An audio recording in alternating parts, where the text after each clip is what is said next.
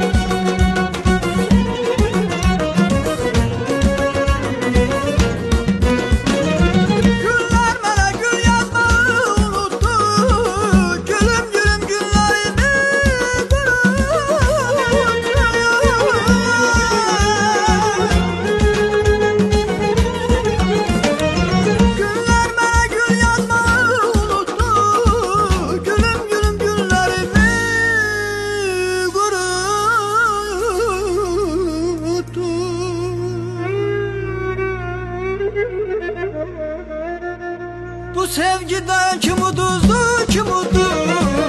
Peşmanı kim olacak bilmirəm. Bu sevgiden kim uduzdu, kim uddu? Peşmanı kim olacak bilmirəm.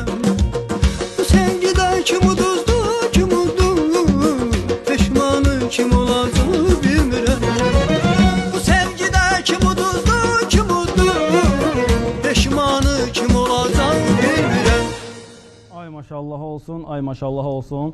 Dəyərli bizə baxanlar, vaxtınız xeyir olsun. Saatlarımız 17:00-ı göstərir və Kanal S-də eşitməyən qalmasının verilişinin vaxtıdır. Gözəl bir ifa ilə başladıq. Xəyal Hüseynovun gözəl bir ifası ilə xoş gördük Xəyal bəy. Buyurun, salamlayım bizə baxanlara. Çox sağ olun Tapdıq bəy, məni bu baxımlı, dəyərli verilişinizə dəvət etdiyiniz üçün qonaqlarımızı salamlayıram. Efir qarşısında bizləri izləyən tamaşaçılarımızı salamlayıram. Düşünürəm ki, bugünkü verilişimizdən də, verilişinizdən də tamaşaçılarımız zövq alacaq. Və digər qonaqlarımı təqdim etmək istəyirəm. Vaxt itirmədən bizimlə bərabərdir. White Star Cleaning şirkətinin keyfiyyətə nəzarət üzrə mütəxəssisi Elnur Həsənov. Elnur bəy, xoş gördük. Xoş gördük. Və digər qonaqlarımız da bizimlə bərabərdirlər. Təqdim etmək istərdim. Bilik Açarı Uşaq Bağçasının rəhbəri Sevinç Həbibi. Sevinç xanım, xoş gördük yenidən sizi. Çox sağ olun Tapdıq müəllim, təşəkkür edirəm. Hər zamanki kimi. Çox sağ olun, var olun. Və digər bir xanım qonağımız, dəyərli dostlarımızdan biri və verilişimizin elə sponsorlarından biri olan Hüquq Bürosu MMC-nin rəhbəri Arzu Aliyeva bizimlə bərabərdir. Xoş gördük Arzu xanım yenidən. Mən də bütün tamaşaçılarımızı salamlayıram, dəvətinizə görə təşəkkür edirəm və hesab edirəm ki, bu dəfəki hüquqi məlumatlarımız da tamaşaçılarımız üçün çox maraqlı olacaq. Xəyal bəy, nə yeniliklər var? Yay mövsümüdür, istirahət planlayırsınız, yoxsa sizdə işlər davam edir? İnşallah yeni mahnılar gözlənilir. Bir də sentyabrın 18-i Heydər Əliyev sarayında ilk musiqi günü olduğu üçün Leyli Məcnun tamaşası ilə açılacaq. Orada da baş rol ifaçısı mənəm, Məcnun rolunda Heydər Əliyev sarayında. Hər bir kəsi dəvət edirəm. Tərəf müqabilim də dəyərli sənət dostum Rəvanə Əmiraslanlıdır. İnşallah onun güclü məşqlər bizi gözləyir. Demək olar ki, yay başlayan məşqlər yoxsa elə? İnşallah 20-sindən sonra məşqlər biz mütəmadi özümüz eləyirik. Amma professional belə deyim məşqlər. Deməli, tətil planlanması ilə başa düşürəm. Tətil hələ ki planlanmır. Çünki ağır və məsuliyyətli bir iş bizi gözləyir. Düzdür, mən 4 dəfə Məcnun rolunun ifaçısı olmuşam. Amma hər dəfə onu biz ifa edəndə istəyirik ki, daha da yaxşı olsun, tamaşaçılarımız daha da maraqla gəlsinlər, baxsınlar və zövq alsınlar. Yeni ifalar üzərində yəqin yeni mövsümə görə çalışarsınız, o işləriniz də gedər. İnşallah ki, 2 dənə mahnı var ki, düşünürəm ki, yeni aranjmanda tamaşaçılarımıza yeni mövsümdə təqdim edəcəm. Sevinç xanım, sizinlə davam edeyim. Nə yeniliklər var? Artıq yay mövsümüdür. Sizdə işlər davam edir bağçalarda, yoxsa? Belə deyək, Tapdıq müəllim, elm və təhsillə bağlı işləri bir balaca, belə deyək də, qısa formada aparmaqla yanaşı, uşaqlara daha çox əyləncə xarakterli, bu yay mövsümünü daha gözəl, daha şən, bəli, daha əyləncəli, yorulmasınlar deyə, daha belə maraqlı şəkildə, əksinə, daha bir çox, belə deyək də, proqramlarla, layihələrlə uşaqlarla iş aparılır. Hal-hazırda da uşaqlar üçün, belə deyək, çox maraqlıdır, valideynlər də bundan çox məmnundur və razıdır. Çünki uşaqlarını hər vaxt, hər yerə hamı işləyir, bilirik, apara bilmədikləri üçün bağçada onların, belə deyək də, vaxtları, asudə vaxtları da daha əyləncəli, daha maraqlı şəkildə aparılır. Yəni, uşaqlarımız darıxmır. Sevinç xanım, bu valideynlər yeni uşaqları nə vaxt artıq bağçaya yazdıra bilərlər, qeydiyyatdan keçə bilərlər? İyul ayının sonlarında. Bəli, belə deyək də, avqust ayının 15-dən sonra, çünki artıq şəhərdən gedən insanlar da yavaş-yavaş hamı şəhərə qayıtdıqdan sonra avqust ayının 15-dən sonra axın daha çox olur. Ancaq biz yay tətili ümumiyyətlə bağçada olmadığı üçün elə ilin bütün aylarında yəni uşaqlar qəbul ola bilər. Mən keçən dəfə də demişdim, bilirsiniz, bizim bağçalarımız qrant layihə, belə deyək də, çərçivəsində bəli işdə aparılır, dövlətimiz tərəfindən sağ olsun. Ona görə o layihəyə görə də uşaqlarımız bir xeyli hamı yerindədir, hamı əyləncəli şəkildə vaxtını keçirir və bir də dekabr ayında bu qrant layihənin başlanması yəqin ki, nəzərdə tutulub. Ancaq belə qəbul hər vaxt var, yəni. Sevinç xanım, yeni qoşulanlar ola bilər, bizə maraqlıdır. Bu bağçalarda qiymətlər nəyə görə dəyişilir?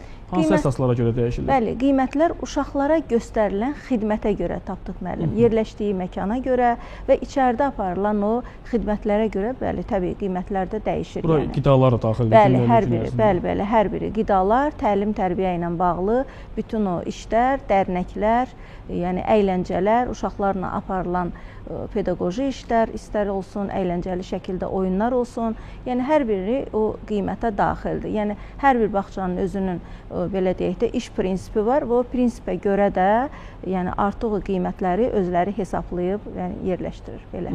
Aydındır. Arzu xanım, sizinlə davam etmək istərdim. Bugün biz iddia müddətindən danışırıq. Hər hansı bir iş iddia gedərsə, neçə müddətdə bu iddia cinayət işi aparılır və iddia qaldırılır? İstərdim bu sualları cavablayasınız. Belə bir maraqlı məsələyə toxunduğunuza görə çox təşəkkür edirəm. Çünki vətəndaşların əksəriyyəti bu iddia məsələsində səhv etdiklərinə görə apardıqları işlərində bəzən məhkəmə perspektivi olmur. Qanun hər bir halda pozulmuş hüququn müdafiəsi üçün müddət müəyyən edir. Yəni həmin müddət ərzində məhkəməyə müraciət etmək olar. Bu müddəti əgər ötürülürsə, onda iddianın qazanmaq şansı da, şansı da az olur. Bunun da müəyyən qaydalar var ki, hansı halda iddia müddəti tətbiq olunur, onu da irəliləyən vaxtlarda nəzərinizə çatdıracağam. Amma cinayət işində belə bir müddət yoxdur. Yəni cinayət işində cinayət işlərinin araşdırılması, bəli, orada qanun müddət müəyyən etməyib ki, bu mütləq bu müddətə xitam olmalı, yəni başa çatmalıdır məhkəmə araşdırması. Cinayət işlərində belə bir şey yoxdur, amma mülki, inzibati işlərdə də nəzərdə tutulmayıb, amma inzibati işlərdə də bir qayda olaraq 3 ay müddətində işə baxılır. Eləcə də mülki işlərdə qanun müddəti müəyyən edir, işə baxılma müddəti. Amma bir də var, vətəndaşın müraciət etmə müddəti. Onu da qanun müəyyən edir ki, vətəndaş sən hansı hallarda və hansı müddətdə pozulmuş hüququn müdafiəsi üçün müraciət edə bilərsən. Məsələn, borc müqaviləsini qanun nəzərdə tutulur, yalnız 3 il müddətində siz müraciət edə bilərsiniz. Yəni, borc qaytarılma hüququ, qaytarılma öhdəliyini pozdursa və bildinizsə ki, hüququnuz artıq pozuldu, həmin müddətdən iddia müddətinin axımı davam edir. 3 il müddətində, 3 il keçəndən sonra siz məhkəməyə müraciət edə bilərsiniz. Məhkəmə bunu deməli prosesi başlayır, iddianı baxmağa qəbul edir. Amma qarşı tərəf, qanun qarşı tərəfə belə bir səlahiyyət verir ki, əgər iddia müddəti keçibsə, qarşı tərəf vəsayət qaldıra bilər ki, iddia müddəti keçdiyinə görə iddia təmin olunmasın və məhkəmə bu iddianı da rədd edə bilər və qarşı tərəfin vəsayətini təmin edə bilər. Tutaq ki, 2 nəfər, tutaq ki, mən deməli Xəyal bəyə borc verdim, amma öz aramızda oldu da bu. Yazışma oldu və notariusda falan da qeydiyyat aparmadıq və sonradan Xəyal bəydən o borcu mən ala bilmirəm. Onu sübut edə bilərəmmi ki, yazışmalarla ki, mən borc vermişəm və ala bilmirəm? Qanun deyir ki, 3000 manata dək, 3000 manatdan yuxarı müqavilələr yazılı olmalıdır. Notarial qaydada ola bilər, adi qaydada yazılı olmalıdır. Və yaxud da ki, bir tərəfdə borc verən hüquqi şəxs isə belə halda da məbləğindən asılı olmayaraq müqavilə yazılı formada olmalıdır. Amma 3000-ə qədər siz dediyiniz kimi, tutaq ki, verdiniz, onu da yenə də verdiniz, istədiniz, o qaytarmadı, telefon yazışması oldu və s. Bunlar artıq məhkəmədə sübut növü kimi qəbul olunur. Deməli, bizə baxanlar kim kiməsə borc veribsə, ala bilmirsə, fikirləşməsin ki, yazışmalar sübut kimi sayılmır, sayılır. Sayılır, amma yenə də hər bir halda nəzərə alın ki, borc müqaviləsində 3000-dən yuxarı müqavilələr, 3000-dən çox əgər borc verirsinizsə, o yazılı olmalı ki, sabah heç bir problem olmasın. Məsələn, elə bir insanlar var ki, tanımadığı insanlara borc verirlər və sonra ala bilmirlər. Müqavilə də ortada yoxdur, notariusa da getməyiblər, belə deyim. Və sonra özləri də məhkəmə qapılarında qalırlar, belə deyim. Qanun əvvəldən vətəndaşı maarifləndirir. Deyir ki, bax, bu müqaviləni yazılı et. Əgər qanuna riayət olunmursa, sonra qanun müdafiə etmir o şəxsi və çətin olur onun müdafiəsini həyata keçirmək. Ona görə hər bir halda birinci hüquqşünasla məsləhətləşmək lazımdır müqavilə bağlandığı işi görəndə ki, sonraki məhkəmə çəkişmələrindən azad olasan. Amma bugün məsləhətləşməmə artıq sizi illərlə yollarda qoya bilər. Mən həmişə deyirəm ki, kimsə ev alırsa, bu başı çıxmırsa əgər bu müqavilədən, çıxarışdan, digər sənədlərdən və yaxud da borc zamanı bir hüquqşünas tutsun, qəbuluna yazılsın, müəyyən bir məbləğ ödəsin.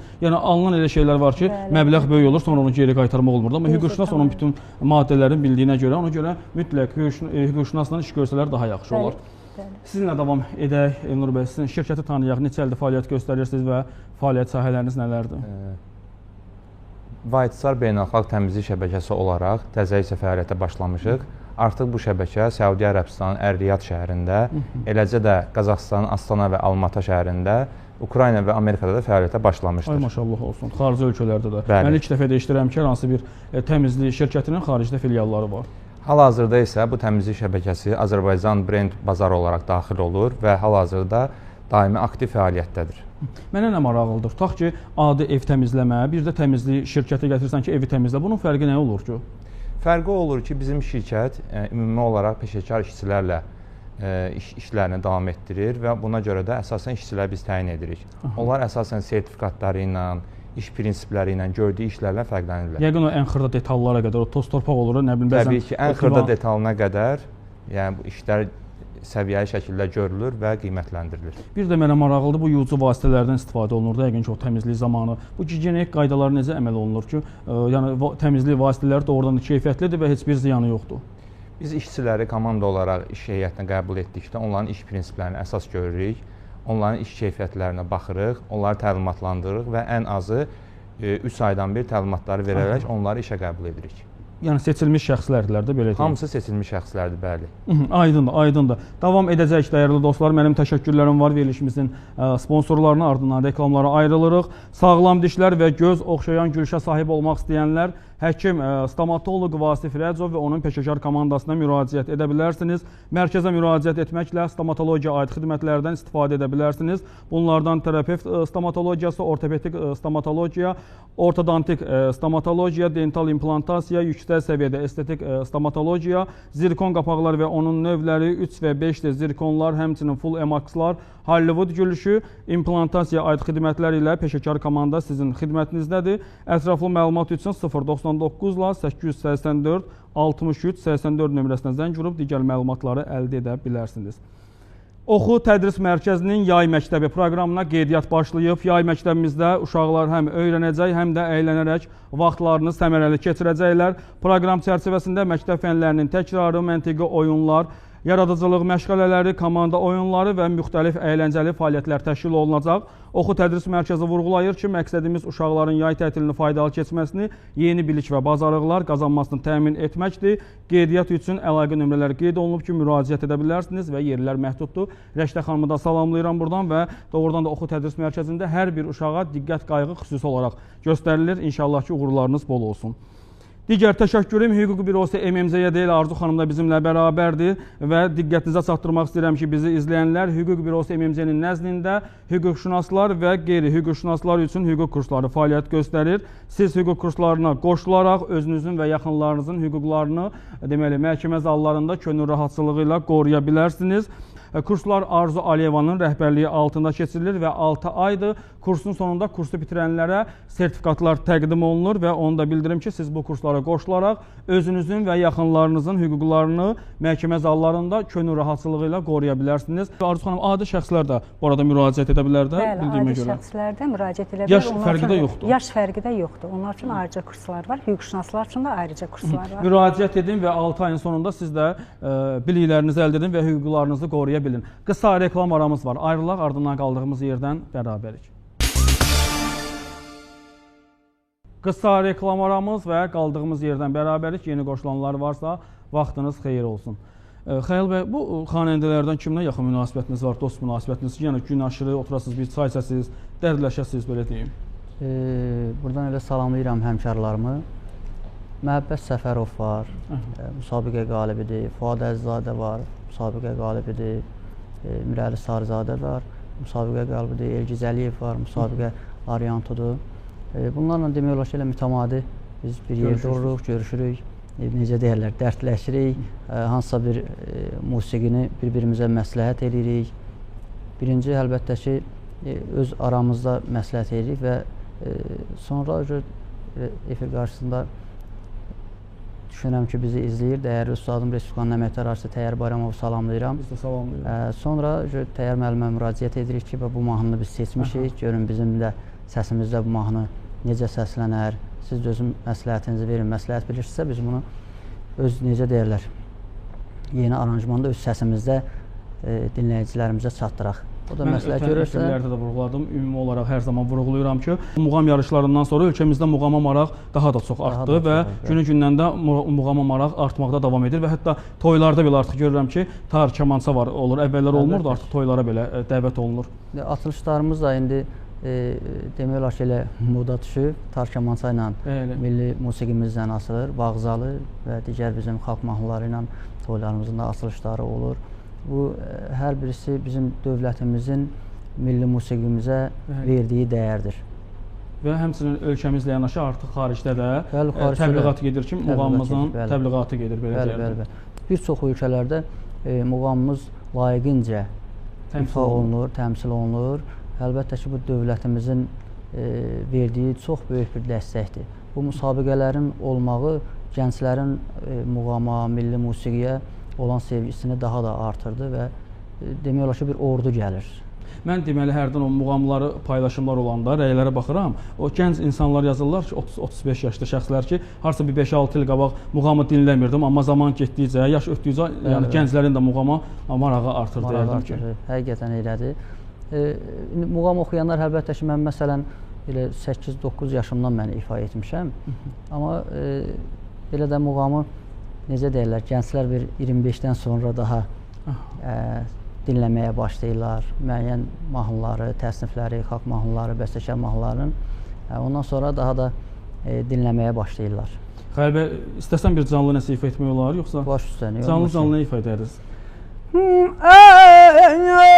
şan dağları, başı dumanlı, kırmızı kaftalı, yaşıl tumanlı, derdinden ölmeye çaktır cumanlı. Ay kız buna kaş göz, buna tel, alalım derdinden.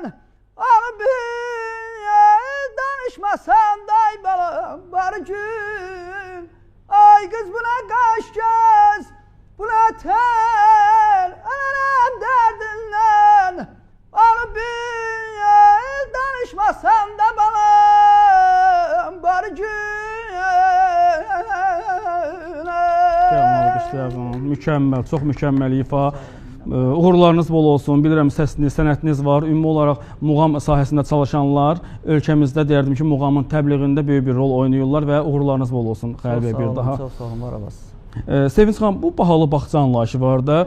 Bəzən bahalı bağça anlayışı valideyn vurğulur ki, mən bağçaya filan qədər ödəniş ödəyirəm, amma bir də var ki, nə bilim, indi ondan biraz aşağıda. Bunun fərqi nədir? Bahalı bağça keyfiyyət deməkdir, yoxsa? Tapdıq müəllim, bahalı bağça elə keyfiyyət demək deyil, ancaq içəridə aparılan o təlim-tərbiyə prosesinin keyfiyyətindən asılıdır.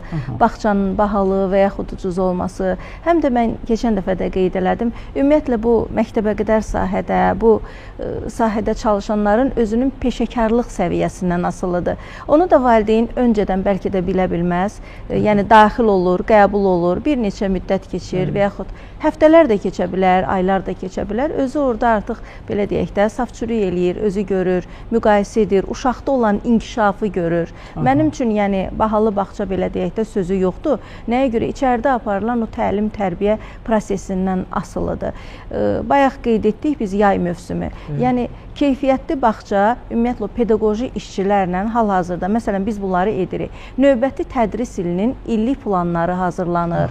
Hamı ilə oturulur, pedaqoji, son pedaqoji şura keçirilir. Növbəti ildə hansı belə deyək də layihələr üzərində, hansı proqramlar üzərində işləniləcək, onlar aparılır. Və mən özüm tərbiyəçi müəllimlərlə belə deyək də bu yay mövsümündə daha çox təlimlər aparıram. Hətta özüm belə başqa təlimlərə gedərək öz üzərimdə işləyib təkmilləşdirirəm. Yəni yerində dayanmaqla o belə deyək də yüksək səviyyəli işi gözləmək olmaz. Daim öz üzərimizdə işləməliyik, çünki inkişaf edirik. Təbii hər kəs belə deyək də sosial şəbəkədən də görür. Uşaqların artıq məntiqi də yüksək şəkildədir, yüksək səviyyədədir. Ona görə indi belə deyək də uşaq deyərkən nəzərə almayaq ki, elə uşaq məktəbə qədər sahədə bir balaca nəyisə öyrətdin dayanır. Uşağın özünün suallarına cavab vermək üçün elə daim insan öz üzərində işləməlidir, dünya görüşünü artırmalıdır, məntiqini artırmalıdır. Valideyn bağçaya qəbul olarkən bağçanın rəhbərinin özünün öz ixtisasını soruşmalıdır. Hansı sahədə çalışdığını, tərbiyəçi müəllimlərin pedaqoji iş fəaliyyəti ilə maraqlanmalıdır. Onların belə hansı sahəni bitirməyi ilə maraqlanmalıdır. Hansı proqram üzərindən işləyəcəklər, onunla maraqlanmalıdır. Yaxşı işçini ümumiyyətlə seçmək, bəli, təbii, özün o işin peşəkarı olmalısan ki, o işçidən siz nələri tələb edəcəksinizsə onu bilməlisiniz. Yoxsa elə gəldi, qohumumdur, dayım qızıdır, əmim qızıdır, elə tək diplomu var, bu da işlə. Elə bağçalar varmı, öz yaxınlarını götürürlər? Yəqin ki, var ki, elə məsələlər çıxır da, bu da hamıya şamil olunmur.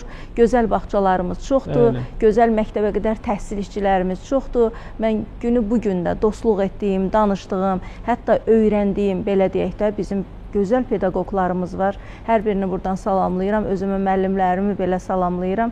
Bəli, hər birimiz öyrənə-öyrənə, bir də bu peşəni sevmək lazımdır, Tapdıq mənim. Bu peşənin özünü yaşamaq lazımdır. Yəni gəlir gözü yeri kimi baxmalı deyilsən. deyilsən. Xeyr, gəlir gözü, xeyr. Ümumiyyətlə özünü orada sən görməlisən, hiss eləməlisən. Bir də elə vaxt olubmu ki, yorulmusunuz, bezmisiniz, demirsiniz bir müddət getməyəcəm, bağçaya işə getməyəcəm. Xeyr, elə olmur. An ola bilər. An ola bilər. Yorulur insan. Artıq mən hər səhər 7-də işdə oluram. Hətta qızım arada deyir ki, ana sənin kim yoxlayır ki, sən səhər 7-də iş açılmır, 8-də açılır. Yəni bu mənim artıq 34 ildir bu sahədəyəm. Bu mənim öz qaydalarımdır. Getməsəm elə bilirəm, nəsə oldu, mənim xəbərim olmadı. Ona görə yenə deyirəm, bağçada günəşinə nəzarət edirsiniz. Təbii, əlbəttə. Bağçada baş verən bütün proseslərə birbaşa rəhbərlik özü nəzarət etməlidir və özü də bu işin peşəkarı və sevgi dolu bir insanı olmalıdır ki, içəridə baş verənlərə nəzarət edə bilsin. Təbii, indi hadisədir, hər hansı bir hadisə olarsa heç kim bunu istəməz, heç kim bunu istəməz. Ancaq yenə də inşallah olmasa daha yaxşıdır. Olmasa daha yaxşıdır, bəli. Arzu xanım, bu etibarnamənin müddəti nə qədərdir? Tutaq ki, kiməsə nəsə etibarnamə edirsən və onun müddəti varmı yoxsa? Etibarnamə istənilən müddətə verilə bilər vətəndaşa, amma etibarnamədə əgər tərtib etmə müddəti göstərilibsə, neçə il müddətinə verilmə göstərilməsə, o 1 il müddətindədir. Amma qalan hallarda göstərilir 3 il, 5 il, 10 il, yəni müddət tərəflərin razılığı iləndir. Amma bir çox hallarda bəzən olur ki, etibarnamə verir şəxs və sonra hər hansı bir hadisədən vəfat edir. Vətəndaş elə təsəvvür edir ki, onun verdiyi etibarnamə 10 illik, 15 illik verib və qüvvədədir. Belə deyil. Əgər vətəndaş etibarnamə verən vətəndaş vəfat edirsə, o vəfat edən andan verdiyi etibarnamənin də hüquqi qüvvəsi itir. Yəni vətəndaşlar bunu nəzərə alsınlar, bilsinlər. Diqqətli olsunlar. Arzu xanım, bir də mənə nə maraqlıdır? Bir şəxsin işini 2 vəkil, 3 vəkil apara bilərmi yoxsa? Bəli, apara bilər. Orada məhdudiyyət yoxdur qanunda. Yəni bir adam istər 3 vəkillə təmsil olunar prosesdə, istər 5 vəkillə, istər 1 və yaxud da istər vəkilsiz təmsil olunar. Arzu xanım, bu vəkillik sənəti hüquqşünas çox çətin sahələrdən biridir, məsuliyyətli sahələrdən biridir. Sizdə olurmu ki, hərdən yorulursunuz, bezirsiniz, deməli, tükənirsiniz? Sevinç xanım çox gözəl vurğuladı. Bu an ola bilər. Yəni ola bilər ki, biz bilirsiniz ki, çox çətin sahədir bizim sahə. Bəzən ədalətsiz qərarlar görəndə də bu bizim üçün 2 qat çətin olur. Amma o ədalətsiz qərarı ləğv edənə qədər, ədalət öz yerini tapana qədər bu il çəkir, illər çəkir bəzən. Amma son nəticədə əgər mən belə hesab edirəm ki, vəkil işini düzgün apararsa, taktikasını düzgün qurarsa, qanunun dərinliklərini, incəliklərini bilərsə, haqq ədaləti bərpa etmək mümkündür. Yəni mən bunu öz təcrübəmdən deyirəm. Valla bəzən görsən hüquqşünaslardan da belə söz eşidilir ki, yox, bu mümkün deyil, bu nə bilim alınan deyil. Amma əgər siz doğrudan da düzgün mövqe tutmusunuzsa, yəni işin dərinliklərini bilirsinizsə, qanunu gözəl bilirsinizsə, onu müdafiə etmək mümkündür və ədaləti bərpa etmək mümkündür. Bəli, gec də olsa o deyir ki, bəli, belə deyim də, haqq, ədalət öz yerini tapır. Təcrübəmdən deyirəm, yəni ən ağır cinayət işlərində aparmışam, ən ağır mülki işlərdə aparmışam, yəni gözəl sonluqlarla da nəticələnir. Aydındır. Ofis və belə şirkətlərdə xidmətləriniz varmı, yoxsa sırf evlərə gedirsiniz? Xeyr, bizim sahələr müxtəlifdir. Misal üçün, ofislər, klinikalar, otellər, bağ evləri, bir çox böyük şəbəkələrlə əlaqədəyik və bir çox obyektlərdə də fəaliyyət göstəririk. Elnur bəy, bir deməli şəxs müraciət etdi evin təmizliyi ilə bağlı. Bu proses neçə müddət çəkir ki, yəni sizin o əməkdaşlar o evi təmiz halda təhvil verirlər müştəriyə? Bu adətən sahədən asılıdır, yəni hissənin, ərazinin ölçüsündən asılıdır. Yəni dəyişkən vaxtla ola bilir, misal üçün 3 saatdan 4 saata qədər, ola bilər daha çox 7 saatdan 8 saata qədər dəyişə bilir. Bir də nə maraqlıdır mənə, təmizlik əməkdaşları evdə hər hansı bir əşya qırılarsa, nə bilim bir zərər görərsə, bunun məsuliyyəti kimin üzərində qalır? Əgər hansısa bir zərər olarsa, biz White beynəlxalq şəbəkə olaraq tam məsuliyyəti öz üzərimizə götürürük və bütün ödənişlər bizim tərəfindən olunur. Bir də rayonlarda fəaliyyət varmı, yoxsa sırf Bakı şəhərində? Rayonlarda və Bakı şəhərində hər ikisində fəaliyyət var. Qeyd eləmək istəyirəm ki, rayonlarda amma bir istisna var ki, ən azından kvadrat 300-dən az olmayaraq, bəli, üstün olaraq, yəni qeydə alınır, o zaman yəni fəaliyyətə başlayır. Yəqin ki, bu yol xərcləri var, digər məsələlər var, ona görə ən azından minimal bir rəqəm olmalıdır. 300. Təbii ki, müəyyən bir məbləğ olaraq 300 kvadrat nəzərdə tutmuşuq. Yəni ən azından 300 kvadrat. Amma şəhərə bunun aidiyyəti yoxdur, şəhərdə? Xeyr, şəhərə aidiyyəti yoxdur. Sadəcə Azərbaycanın bütün rayonlarına məsafə asılı olmayaraq, yaxın və ya uzaq fərqi yoxdur. Yəni ən az 300 kvadrat olmalıdır, bəli.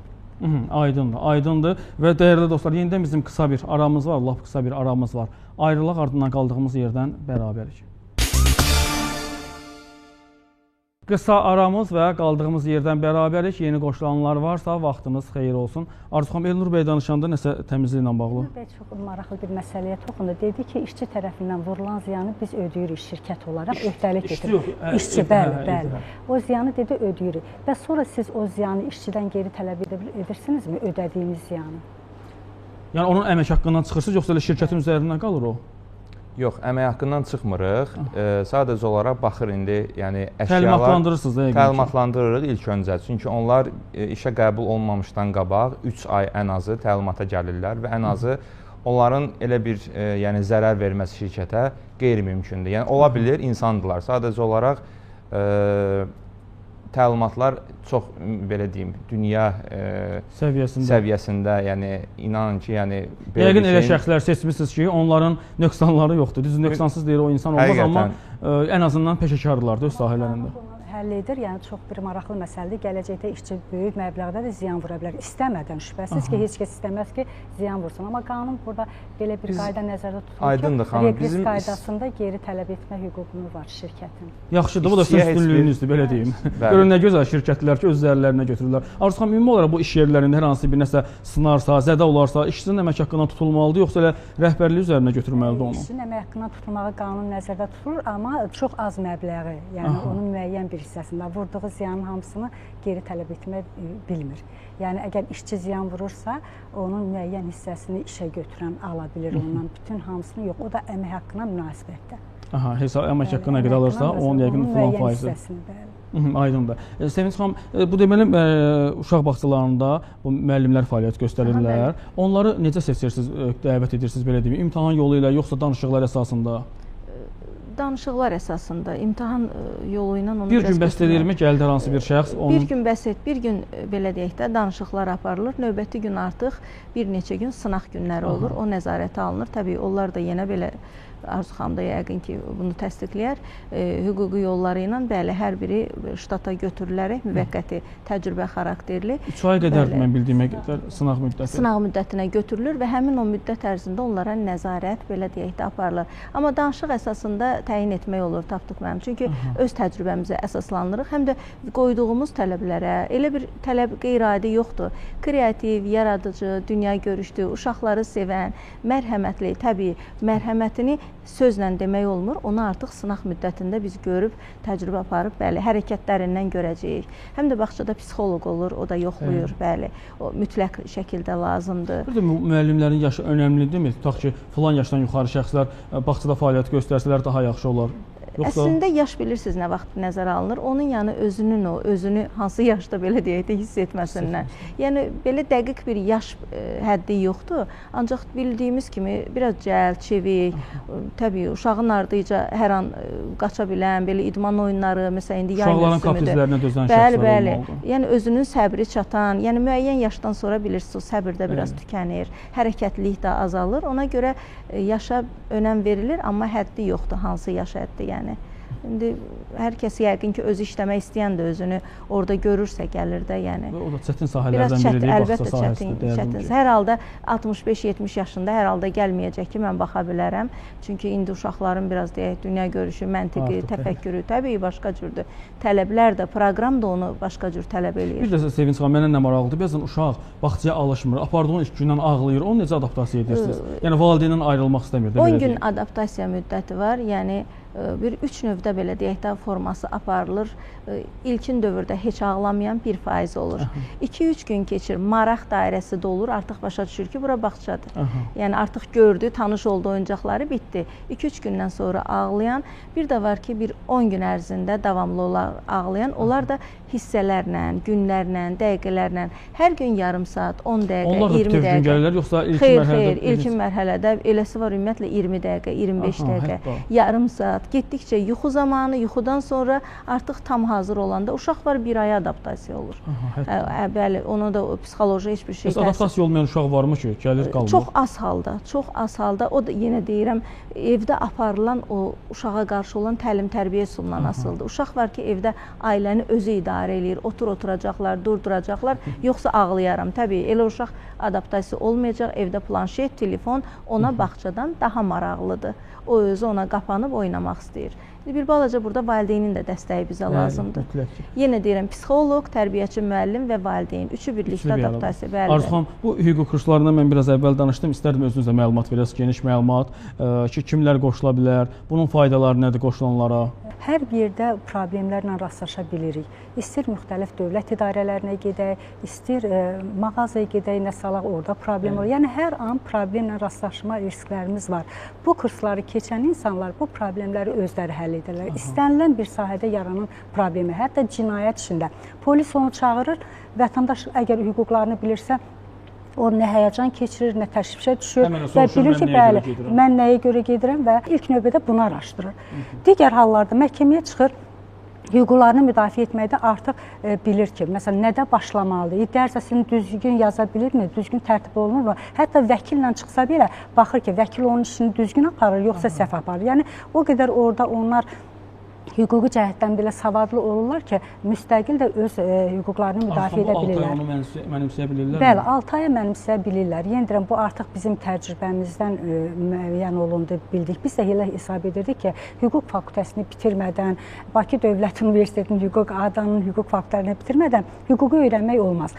Amma inanın ki, biz bu kursu təşkil edəndə bir qrup ki, gənclər gəldi ki, biz hüququ öyrənmək istəyirik. Biz onlardan yenə deyirəm, diplomunu soruşanda ki, diplomu verin, deyir, nə diplom? Bizdə diplom yoxdur və biz dedik ki, yalnız hüquqşünaslar axı öyrənə bilər. Onlar o qədər məyus oldular ki, yəni bəs onda biz hüquqlarımızı hardan öyrənək? Yəni onların, o gənclərin elə məyus üz ifadəsi bizi məcbur elədi ki, bəlkə bir təcrübədən keçirək, görək hüquqşünas olmayanlar üçün necə kurs yaradaq, nəticə necə olacaq?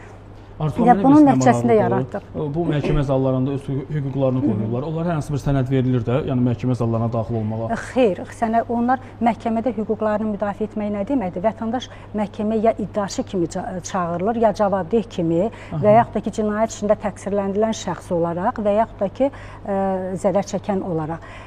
Mülki işdə cinayət işində adətən vəkillə təmin edirlər, o məsələlərə toxunmaq, amma mülki işdə iddiaçı və cavabdeh mütləq deyil vəkillə təmin olunsun. O artıq özü öz hüquqlarını bilirsə, sərbəst vəkil kimi öz hüquqlarını müdafiə edə bilir. Amma qanun tələbinə görə o nəinki öz hüquqlarını, yaxın qohumlarının da hüquqlarını müdafiə edə bilər. Etibarnamə alır və hüququ gözəl bilirsə, öz bacısının, qardaşının, baba nənəsinin, ata-anasının, yaxın qohumlarının hüquqlarını sərbəst şəkildə müdafiə edə bilir. Və yaş fərqi də yoxdur.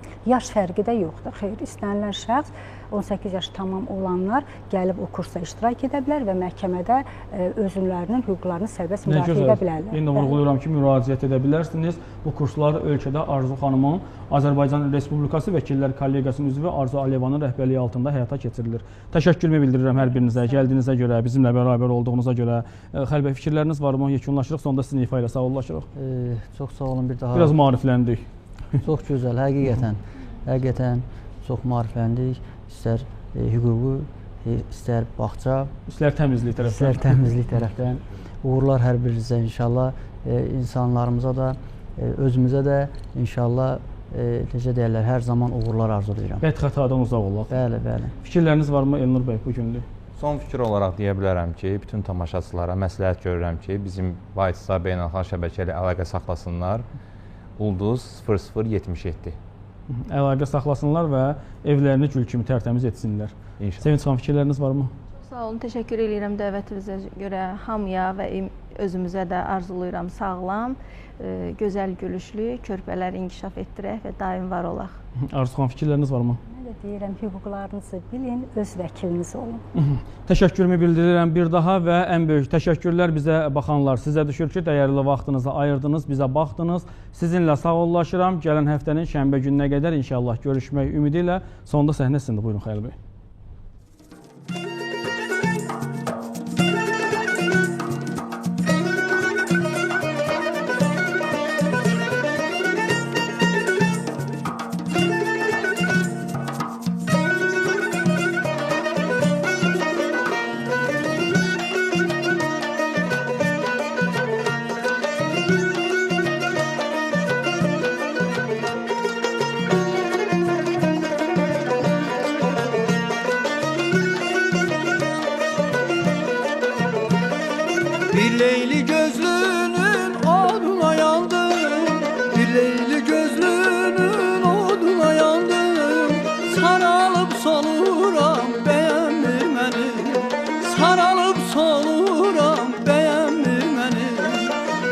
Özgəsi dindirsə can deyər ona.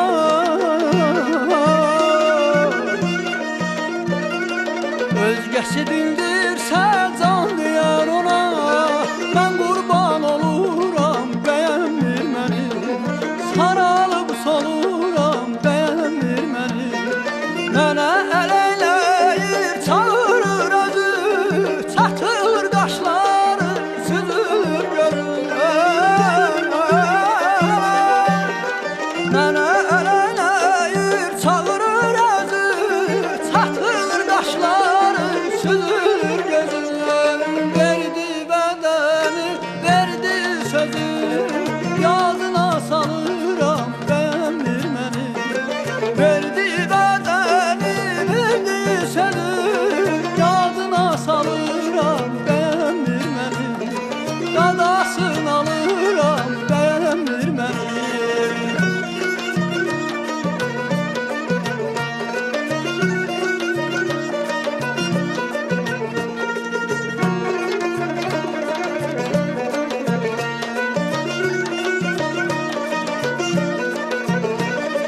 Dinib danışmayır o dilber sonam. Dinib danışmayır o dilber sonam. Çəkdim cəfalar yetərmi ona? Çəkdim cəfalar yetərmi ona? Özgəsi dindirsə can deyər ona.